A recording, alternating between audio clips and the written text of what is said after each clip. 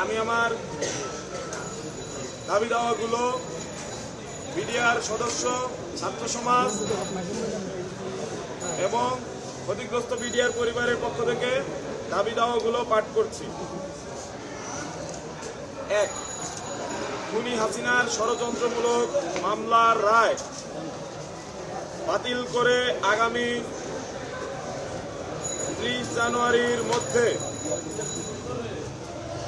ঢালাওভাবে আটককৃত বিডিআর সদস্যদের সিআরপিসি ৪০১ ধারায় মুক্তি দিতে হবে। প্রয়োজনে সংবিধানের ৪৯ নং অনুচ্ছেদ প্রয়োগ করে অর্থাৎ রাষ্ট্রপতির হস্তক্ষেপ প্রয়োগ করে এই রায় স্থগিত করতে হবে। একই সাথে নিরপেক্ষ এবং স্বাধীন তদন্ত শেষে যারা অপরাধী চিহ্নিত হবে তাদের পুনর্বিচার করতে হবে। ২. গঠিত কমিশন স্বাধীন ও নিরপেক্ষভাবে কাজ করার জন্য প্রজ্ঞাপনে উল্লেখিত ব্যতীত শব্দ এবং কার্যপরিধি ২-এর ৫ নং ধারা বাদ দিতে হবে, কেননা তা কমিশনের স্বাধীনতার পরিপন্থী।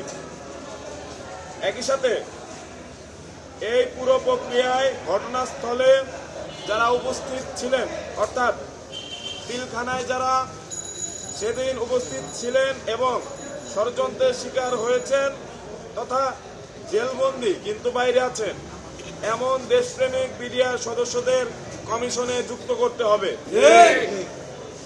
৩. পিলখানার ভেতরে এবং বাইরে শহীদ হওয়া ৭৪ জনের হত্যাকারীর বিচার নিশ্চিত করতে হবে। একই সাথে জেলের ভেতর মারা যাওয়া প্রত্যেক বিডিআর সদস্যের মৃত্যুর সঠিক কারণ উন্মোচন করতে হবে।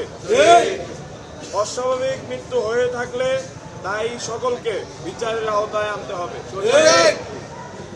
৪. স্বাধীন ও নিরপেক্ষ তদন্ত সাপেক্ষে নির্দোষ প্রমাণিত সকল বিডিআর সদস্যকে চাকুরিতে পুনর্বহাল করতে হবে এবং ক্ষতিপূরণ ও রাষ্ট্রীয় সুযোগ সুবিধা নিশ্চিত করতে হবে। ৫. বিজিবি আইন ২০১০ বাতিল করে পূর্বের বিডিআর আইন পুনর্বহাল করতে হবে। ২৪-এর গণ অভ্যুত্থানে নেতিবাচক ভূমিকা পালন করা বিজিবির নামকে পরিবর্তন করে বিডিআর নাম ফিরিয়ে আনতে হবে। ৬. পিলখানার ভেতরে এবং বাইরে সকল শহীদের স্মরণে জাতীয় দিবস চালু করতে হবে। আমাদের এই ৬টি দাবি আমরা বাংলাদেশ রাষ্ট্রের কাছে রেখে যাচ্ছি। যদি ৩০ জানুয়ারির মধ্যে বাংলাদেশ সরকার আমাদের এই যৌক্তিক দাবিগুলো না মেনে নেয় তাহলে আমাদের রাজপথে আবারও দেখা হবে।